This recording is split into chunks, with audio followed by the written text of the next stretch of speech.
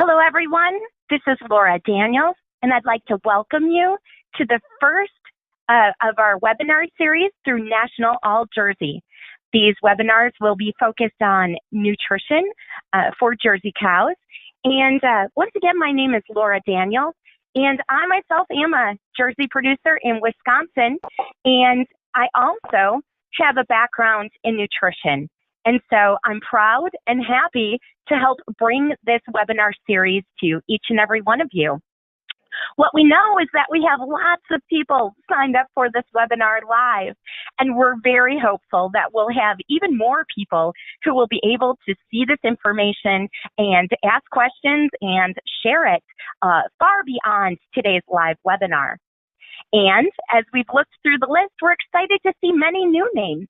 People who we don't have on the list and maybe are new to learning more about Jersey nutrition. So to each and every one of you, welcome. Today we will be showing the first part of the webinar series, the transition cows. And we will focus, of course, on close-up cows as well. The second part will focus on fresh cow monitoring, and we will be broadcasting that one, mark your calendar, for September 12th. So if you signed up for this webinar, you will receive an automatic notice for that one as well. But please share that information with other people you know who might be interested. In addition, we will have future webinars that will cover nutrition for the milking herd, your heifers, as well as pre-weaned calves. So watch your email into the American Jersey Cattle Association's website and Facebook page for more information about those upcoming webinars. For today, the broadcast will be roughly 27 minutes long, and it will be a video. At the end, we will have live question and answers with the three nutritionists from Pine Creek Nutrition. So if you would like to ask a question, please get familiar with the function called the question function, which is located on the control panel of your webinar screen. That is how we'll be able to receive those questions, and I will be asking them of our three nutritionists at the end. So the three presenters today will be Jim Tully, Cameron Nightingale, and Todd Stroup, all from Pine Creek Nutrition. And without further ado, I am going to ask Drew, who is working so diligently behind the scenes, to go ahead and get that video started. Once again, welcome to everyone, and be sure to ask your questions along the way.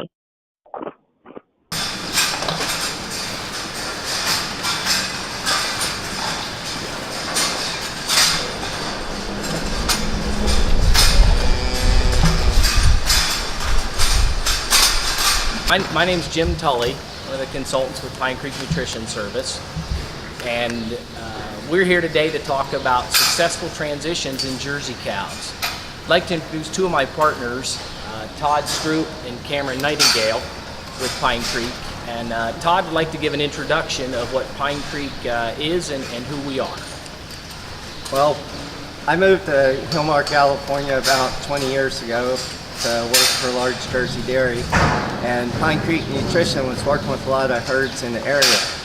So whenever I got more interested in nutrition, I went to talk to Dr. Doherty about working for Pine Creek. And at that time, since he was working with more Jerseys, I got a lot more Jersey experience. Over the last 10 to 15 years, we've grown from 2 original partners to eight employees now, 8 nutritionists. And we work with more Jerseys than anyone else in the nation. And we do have 3 other consultants that work with our company under Dairy Works, doing management consulting, helping us on herds as well. And today we're going to talk about transition cows and how Jerseys differ from Holsteins and how we like to manage them. So let me get started with some background on our thought process of why the Jersey cow is different. There's numerous studies available that tell us the Jersey is different, not just based on size. I found two of them that prove the point, I think, for us very well. One is out of the University of Nebraska at Lincoln that housed a small number of cows, I believe 5 Holsteins and 4 Jerseys, housed them the same, fed them the same, and then collected rumen fluid, and sure enough, the microflora in the rumen of these cows is different. It really doesn't prove anything to say that one's better than the other. It just is a fact that they are different. Their rumens are going to handle feed differently. And as we go through the slides later in this, or the slides get put up, you'll see some of the highlights of those differences. The second study I want to talk about is out of Zimbabwe, where there was a retrospective 3-year study of Holsteins compared to Jerseys. And what they did was go back in the records and found that the Holsteins had about 4 to 5% milk fevers, while the Jerseys, when they were housed and fed identical, had about 15% incidence of milk fever. And that's probably not very surprising, but what it does point out is that we need to take better care of the Jersey. She is more sensitive to it, so if we can do a better job of managing that transition period, we have to be able to get less than 5% milk fevers on the Jerseys. So what it really pointed out was, regardless of breed, the incidence does also increase with higher production and as animals get older. Again, not surprising, but I found the conclusion of these authors to be very helpful, that it was actually very practical advice. Usually research studies end with more research is needed. I'd like to read the quote from that study because I found it very helpful. This study confirms that the risk of developing milk fever is higher in Jerseys and also increases with increasing parity and higher levels of milk production in both breeds, thus advocating for special considerations when dairy cows fit these criteria. And what we want to talk about today is specifically when that criteria fits the Jersey cow. With that, let's have Cameron cover some of the specifics of what we're trying to do in these close-up cow diets. So I'm going to go through, we kind of narrowed it down to about 6 rules or criteria that lend themselves to successful transition in Jersey cows. Number one, and these are, I should preface, these are pretty general to dairy cows across the board, but we'll get into some of the specifics of why the Jerseys are different and how some of these criteria need to be tweaked a little bit to help that transition period to be successful. But, number one, minimize stress. Number two, provide the proper nutrient amounts and concentrations in the diet using nutrient requirements as outlined per farm or per breed or however you want to look at that. Number three, and probably one of the most important, is implementing, monitoring, measuring, etc. with a Decad diet. Number four, as few and infrequent moves as possible. Number five, monitoring fresh cow performance and success. And number six, monitoring overall disease incidences. Number one, back to minimizing stress, what are some of the things that we need to pay close attention to minimize stress? Crowding, number of moves, so crowding, stocking density in the pens, etc. I think a general rule of thumb is in any transition pen, so prepartum or post-calving, 80% of locks or lying space is a good stocking density number, just to allow plenty of area and plenty of opportunity to eat for animals that are already under stress and not feeling the best as it is. Moves, we need to minimize the number of moves, especially those that aren't necessary. Number three, we have a thing called empty bunk syndrome. So obviously managing and monitoring dry matter intakes and adjusting accordingly so that cows always have clean, fresh feed that's pushed up and unsortable. These empty bunk syndrome generally happens in the middle of the night or when someone's not watching, and then there's a disconnect between what, say, the feed pusher, the manager, and the feeder are relating as far as information goes back and forth.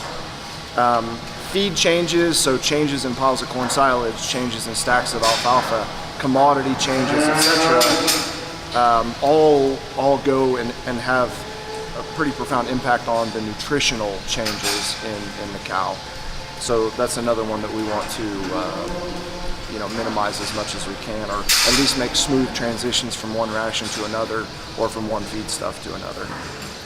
Handling, are guys being excessively loud or moving too fast, running cows up and down an alley, things like that need to be paid attention to. And then disease. A big one is having case definitions for any disease, monitoring it pragmatically, and adjusting your management and or nutrition programs around what's actually happening on your farm. Cameron, we talked earlier about these are general things that all cows, regardless of breed, need to experience during their transition period. But trying to come up with the way to describe it for jerseys is a little bit more difficult. And we were talking about favorable or unfavorable implications to the cow. All cows are going to benefit from the proper treatment, but how would you describe it for the Jersey cow? What's the value or the importance of it? So I think what we were rolling around was the fact that Jersey cows basically respond unfavorably by not doing these things. So most cows will respond favorably by doing them, but Jerseys seem to be a little more sensitive is a good way, or exposed. Responsive. They're very responsive. Sensitive and right responsive to not doing them. Okay. So in other words, I think to summarize or to generalize, say a Holstein dairy can get away with a little looser management style or some inconsistencies in nutrition or management, whereas Jerseys really do respond unfavorably. So the next rule for successful transition kind of revolves around nutrient requirements, nutrient flow, nutrient consistency, etc. in the transition cow. What we're trying to do is drive metabolizable protein, which is a function of getting the right fractions of protein and good digestible carbohydrates in synchrony to really maximize the rumen bug population. It's best achieved or most easily achieved by high quality forages, be it really nice fine stemmed, soft alfalfa, good clean corn silage. I say clean from a mold or any other adulterant standpoint. Grain processing, whole corn, cracked corn versus finely ground corn or flaked or rolled corn. All of these things tend to lend to more digestibility in the food and are super positive and beneficial in those diets. And then as far as vitamins and minerals go, I think as a group or collectively, we've not seen a lot of information anecdotally or even data that would suggest we need to really go in excess of the dairy NRC. I think individual nutritionists have some preferences or things that they've learned from practical experience, and we'll kind of get into those more on the macro mineral side. But as far as vitamins and trace minerals, I think it's pretty cut and dry across the industry that NRC requirements or some minor moderation of those are probably more than adequate. So number 3, and like I said earlier, this is probably one of the more important goals and or rules of successful transition in the Jersey cow specifically, and that is monitoring and implementing a Decad diet. Decad is dietary cation anion difference. And this is more of a targeted nutrition program because it does require some monitoring. So in broad terms, we're acidifying the diet, which therefore is causing a kind of a short-term metabolic acidosis. Body acidosis in the whole animal. Which, the roles of the parathyroid hormone and vitamin D, trying to couple that system back together and trying to put the cow back into what is called calcium homeostasis. In other words, a neutral level of calcium. So she has adequate calcium reserves for smooth muscle function, movement, etc. And other biological functions all are derived around calcium. So it's very important. So by implementing this Decad diet, we put her into mild acidosis. Calcium from the diet as well as calcium mobilized from the bone helps to get her back into her neutral state for calcium levels. Monitoring urine pH is the number one and best tool for successfully implementing a Decad diet.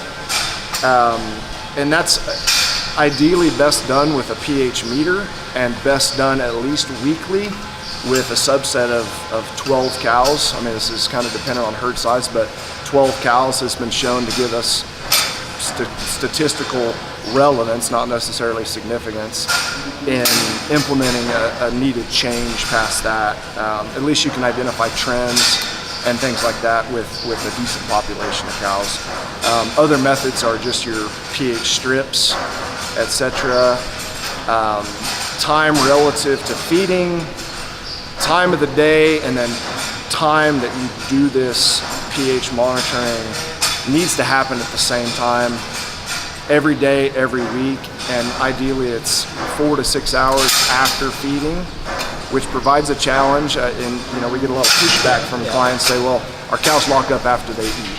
Okay, but cows, hitting the feed bunk hard are not going to have the same metabolic thing going on and provide probably accurate pHs.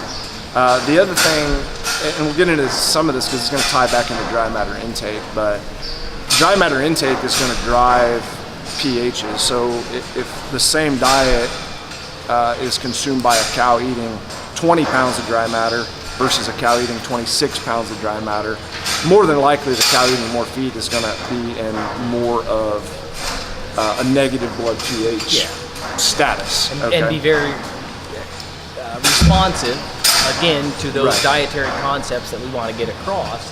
Sure. Dry matter intake is very important, and it's a fix for a lot of problems. Absolutely. And then I'll probably note, urine pH monitoring is very simple. It's a cow side test. It's very quick. You can do 12 cows in 15 or 20 minutes. But again, paying close attention to what cows you're sampling. So, dry matter intake naturally declines in cows that are approaching calving, within 3 to 4 days. So we probably want to avoid sampling those cows. Also per farm, whether we sample pre-fresh heifers or just mature cows, depends on if they're fed the same or how that management system goes. But, and then again, 4 to 6 hours after feeding is ideal if you can get cows locked up. And doing it the same time of day and even the same day every week just provides for some continuity and getting accurate results to make some management decisions off of. So diets can be acidified in a number of ways. There's some commercial products which are basically hydrochloric acid treated soy or distillers that are more palatable than just a traditional rock mineral that is very anionic. Calcium sulfate, calcium chloride, ammonium chloride. So that's really the only two ways there, two sources of feedstuffs, commercially available, and then just your normal rock. On diet, we kind of want to strive for a goal of -5 to -15 on paper for our Decad equation. And that will generally lead to most cows in a herd, specifically on Jerseys, to have urine pHs in the 5.5 to 5.8 or 5.8 to 6.0 range. But again, most herds are different and respond differently.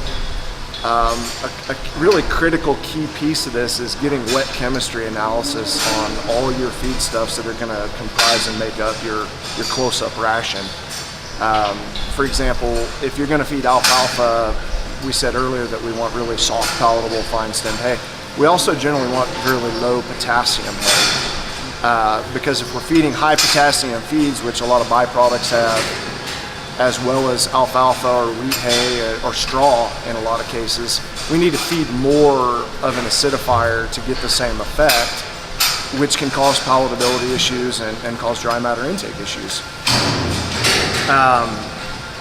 So generally speaking, we want to be in that 5.5 or 5.8, depending on breed, to around 6.0 urine pH. And don't pay so much attention to the average. If you sample 12, look at the distribution.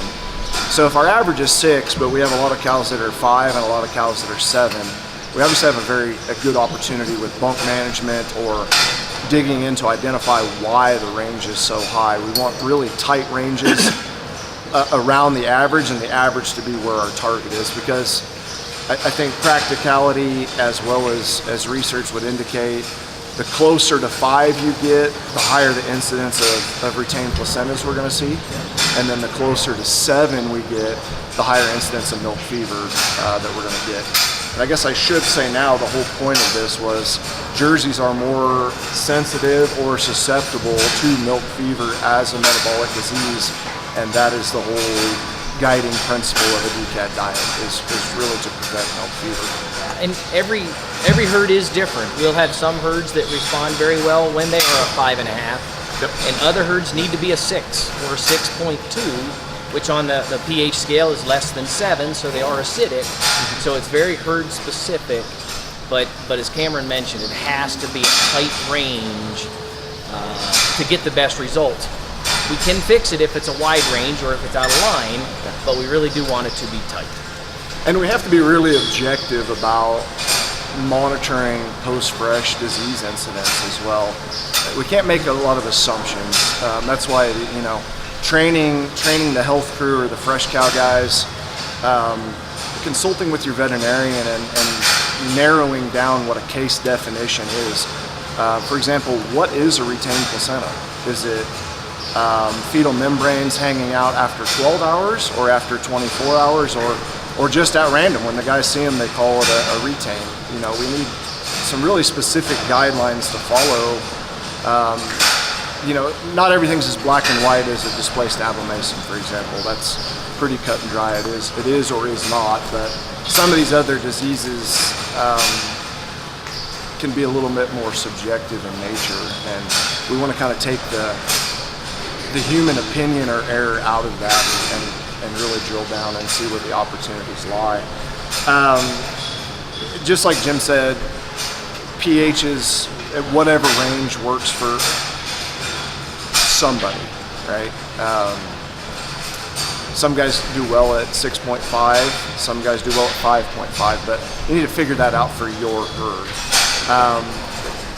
Furthermore, we're acidifying the diet. We're allowing her to use her stored calcium to help get over the hump. The issue is when just post-calving and at colostrum harvest time, she dumps up to 80% of her calcium stores in first colostrum, and that's where we've got the issue. If they don't get right back up on feed and replace those, we kind of need some fallback mechanisms or fail-safe measures to help her get back on feed and stay disease-free, for lack of a better word. Calcium levels in the diet are, I think, widely debated. I would say in general, we found within our group with Jersey specific 1.2 to 1.8% of dry matter for calcium. which is a pretty big range. It's a huge range. But there's a reason for it, and we were debating earlier on. The big thing is knowing what your close-up cows are eating as far as dry matter intake, because that percentage only relates to a concentration of the nutrient we're looking at, calcium, for example, in this one. But at the end of the day, however you get there, we want to try and get around 200 grams of calcium into the cow. And that's been demonstrated by us, practically speaking, to be very successful in transition without neck fever issues. Vitamin D is another really critical nutrient in this because it drives calcium absorption as well as magnesium. It drives the parathyroid hormone, which is telling her to release calcium from bone, and so on and so forth. Levels, I think, of that are fairly debated too, but I think the importance lies on geographic and housing, etc. So, for example, if we're in a northern climate, upper Midwest, daylight hours are shorter, cows aren't getting enough, they're not metabolizing enough of their own vitamin D from sunlight. Cows housed in a freestall barn or a cross-ventilated freestall barn where they're not really getting access to sunlight, you really need to feed elevated levels. So the range, again, is probably 30,000 IUs to 50,000. And then again, on the upper end, where cows don't have access to sunlight routinely or regularly. Another point to reiterate, it doesn't need a lot of elaboration. Few and infrequent moves as possible. Every time we move a cow, she's got to re-socialize within a group. She's got a release of cortisol. She's stressed out. That impacts the immune system. It impacts her dry matter intake. It just has a really negative cascade downwards every time we move a cow that we don't have to do that. Right. You want to elaborate any more, or just some different ideas? The simpler you can keep it, the better. You move them from the dry cow pen to the close-up pen, and hopefully that close-up pen has plenty of room. And then calve right from that close-up pen, and then you take it to the fresh cows.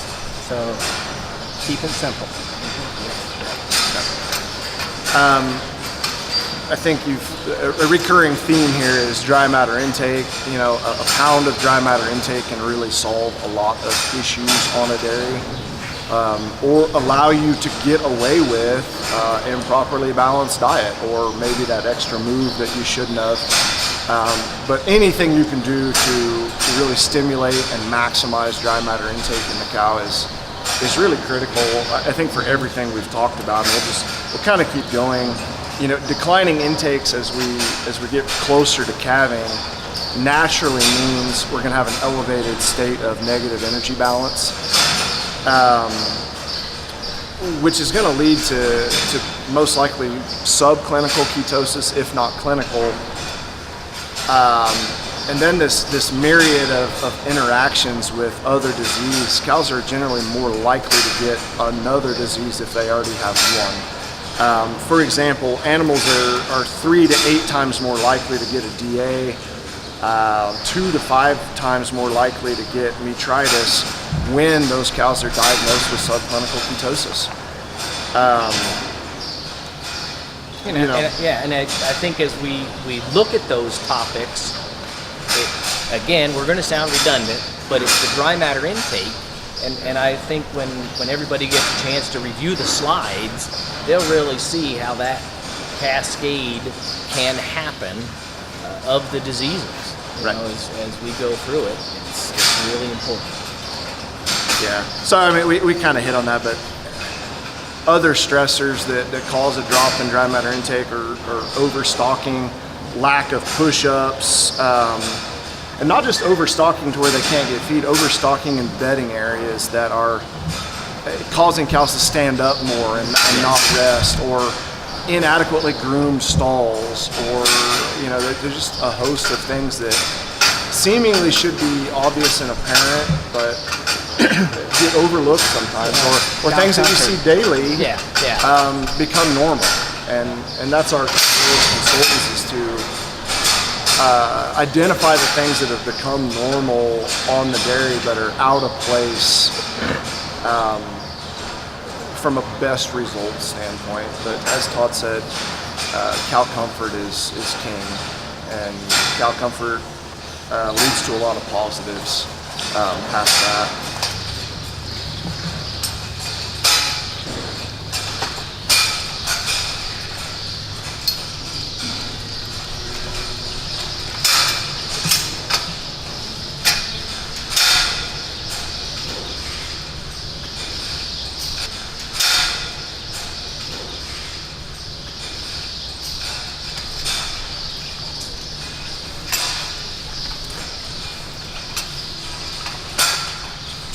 So now we're going to head into the questions portion of this, and thank you to everyone who sent questions in.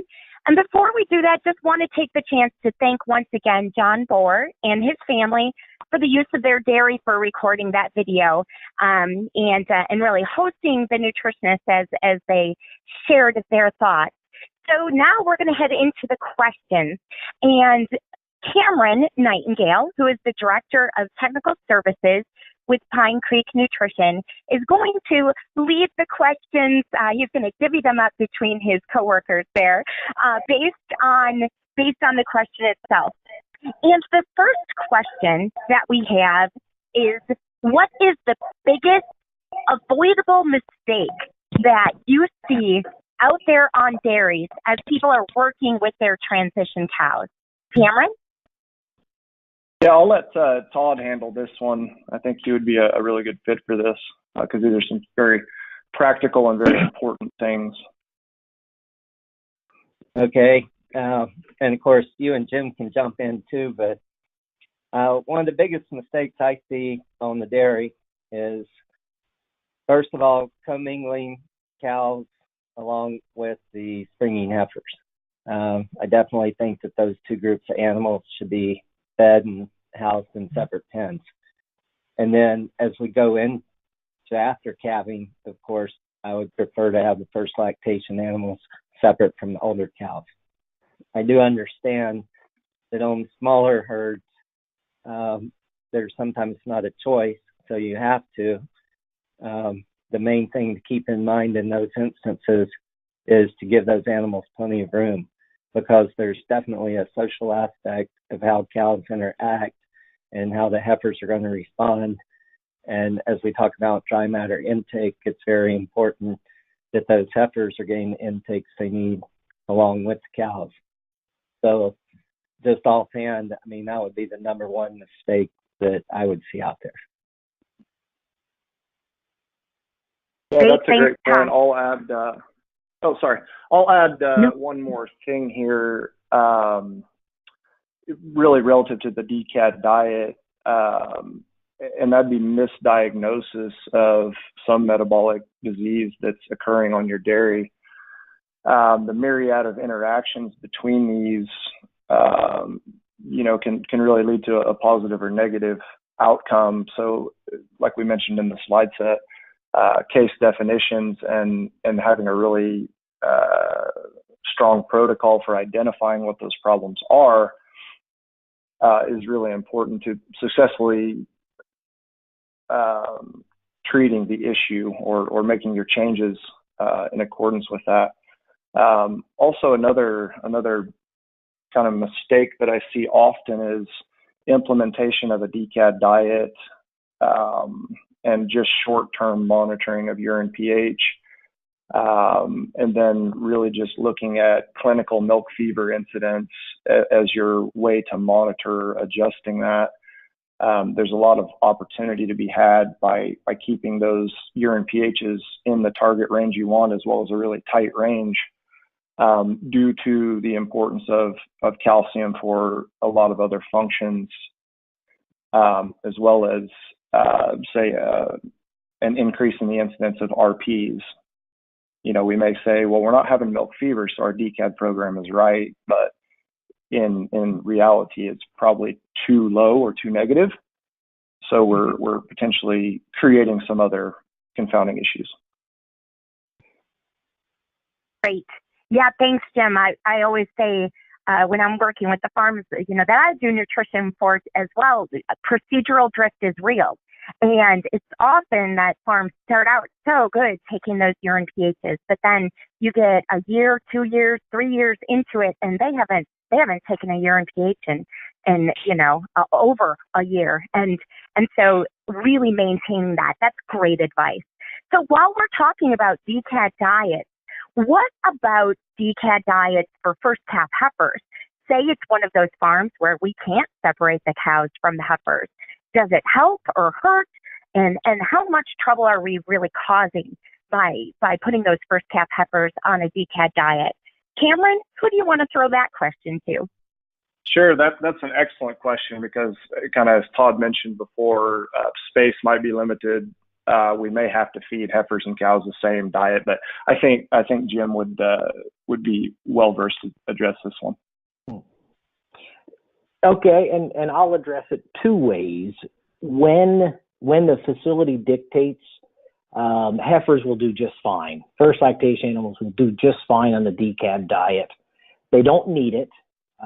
Their physiology is going to handle transitions better than that mature, high-producing cow. Kind of like the Zimbabwe data even pointed out. It may hurt intakes a little bit on those first lactation animals, but in that group, if they're commingled, the most important animal is the third lactation, high-production cow, and I need her to transition well, and the heifers will do just fine.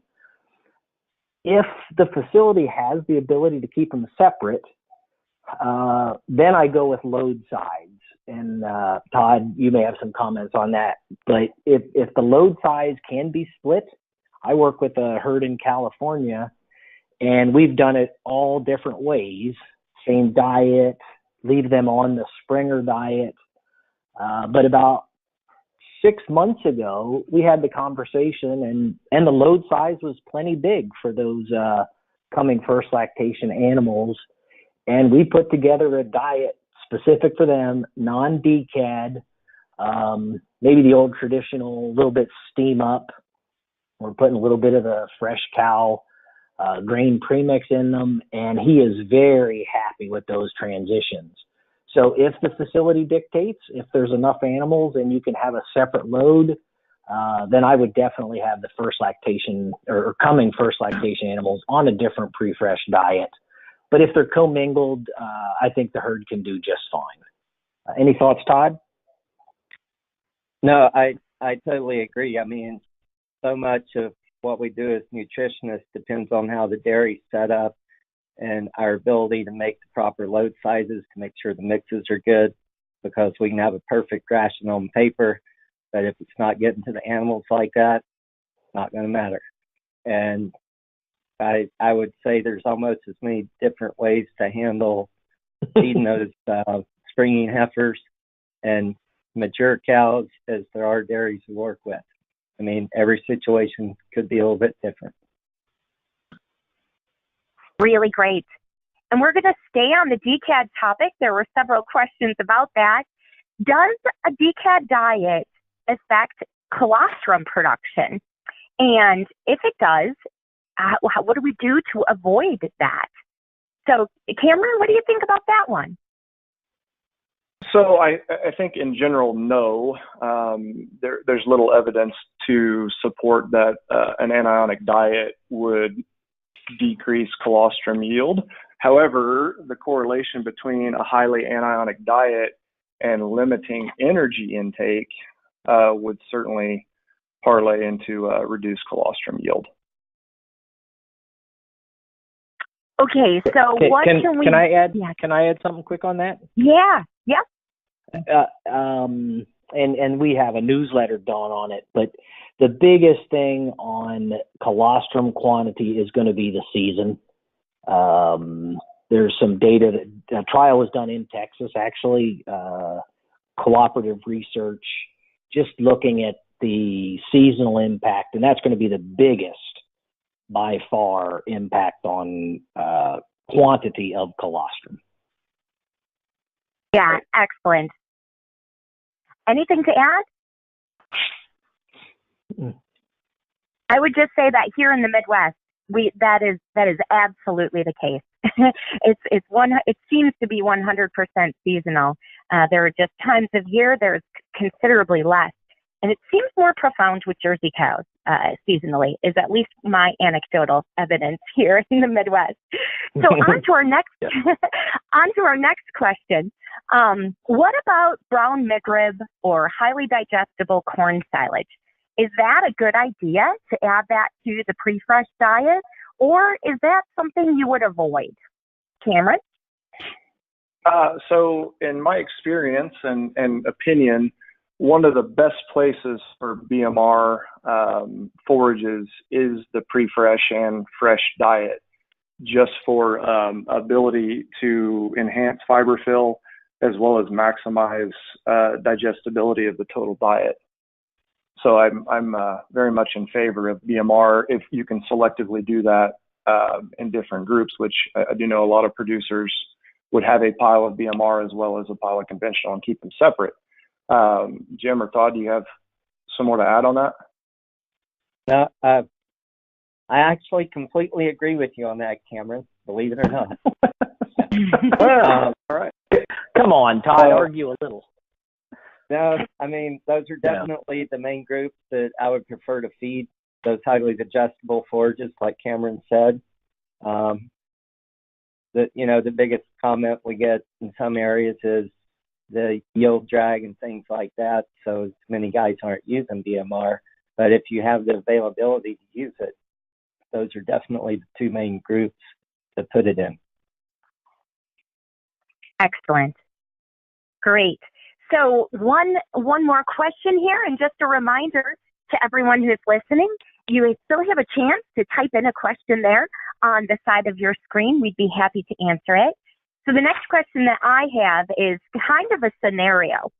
So say you don't have enough room in your pre-fresh pen at your dairy, and you have to choose the lesser of two evils. Do you overcrowd that pen, or do you reduce the number of days each cow would have in that pen? So kind of a challenge there for you. You got to choose one or the other. Cameron, who's equipped to answer this question? I'll start out, and then I think all three of us will have something to add to that. But I think if you have to choose one over the other, fewer days in the close-up is probably better than overcrowding. And I'll add something else too. We see this, and particularly with jerseys, and I think this could be related to a higher use of sex semen, but we do have gestation periods that are varying throughout the year. So a good tool or a tip to use is looking at your previous days carried calf at least once a quarter and adjusting your target move to close state accordingly. If our target is 21 days and we have a cow or seasonally a group of cows or animals that are calving 5 to 7 days earlier, and then we miss a move over a week, then we're effectively down to 1 week in the close-up. That's not exactly directed at that question, but I think my opinion would be fewer days in the close-up as long as it's not, less than a week. Jim or Todd, do you have some additional things to add?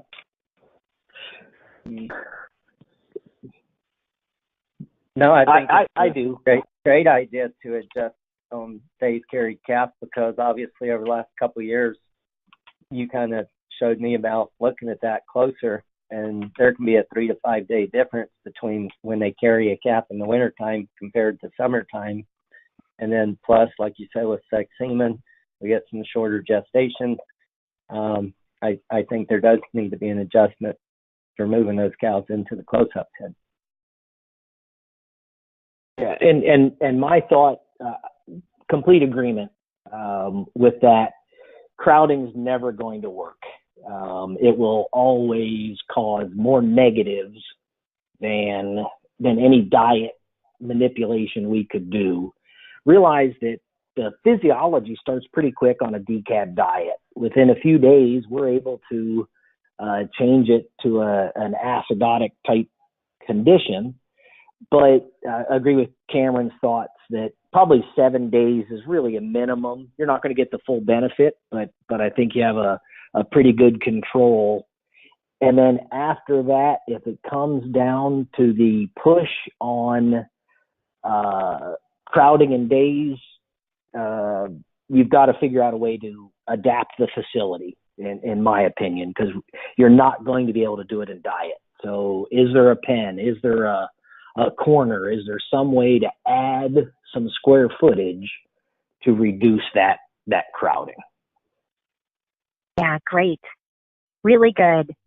Okay, next question is, what is your target for metabolizable protein in the pre-fresh diet?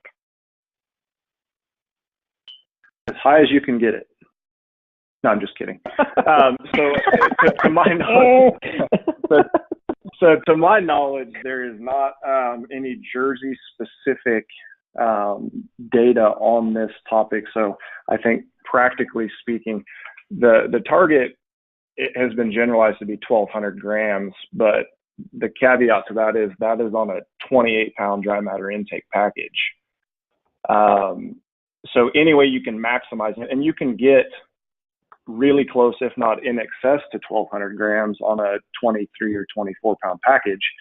But that's when you're really focusing in on high-quality digestible proteins, such as a heat-treated soybean meal or something like that, as well as your carbohydrate fractions to drive your metabolizable protein up. So that's kind of the rule of thumb. I don't think there's really a magic number you can hit because there's always some limitations on feedstuffs and things like that. But Todd and Jim, anything else? No, I think your quick answer was absolutely right.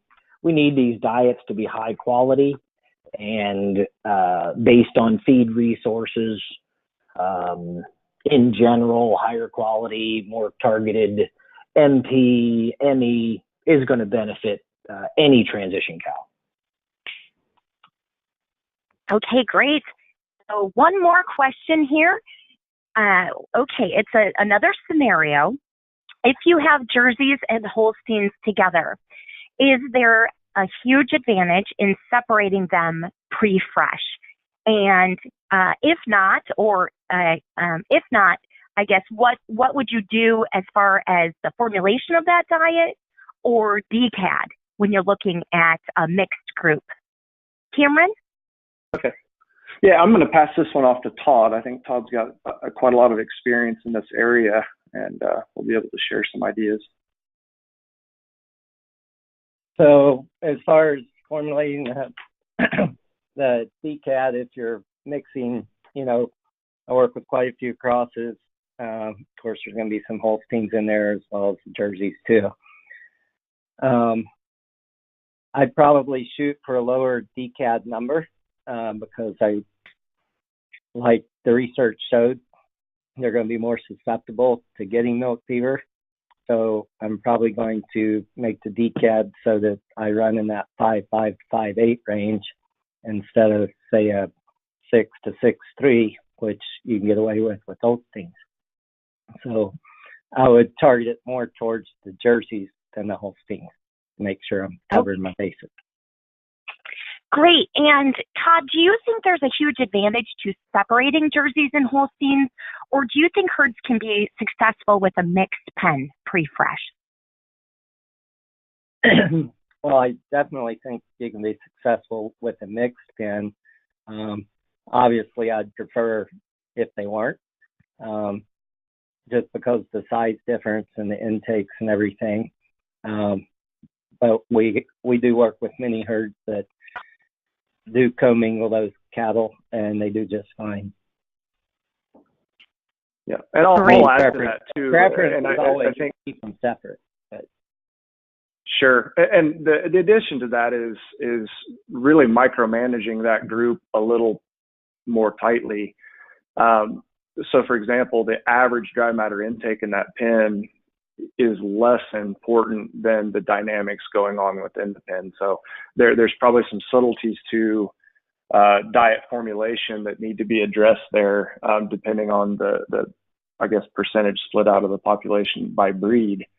But yeah, I think people can be very successful with a mixed pen, but there's certainly some caveats to pay attention to. Great.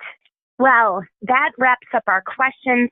So thanks once again to you, Jim, Cameron, and Todd, for leading today's webinar. And thank you as well to everyone who tuned in and everyone who is also watching this as a recorded version. We would like to remind you that this is the first part of a two-part series. Today we focused on close-up cows.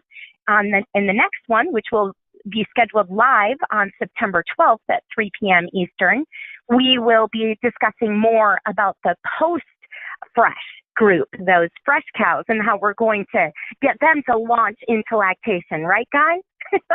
And our experts from Pine Creek Nutrition will be back once again to help us out with that. Just a reminder to check out the AJCA website, as well as the Facebook page, and then also National All Jersey. We want to hear from you. So if you have feedback about this webinar or future webinar topics, please let us know. Those comments can be sent to naj@usjersey.com. This is Laura Daniels, and I've been so happy to be your host here today.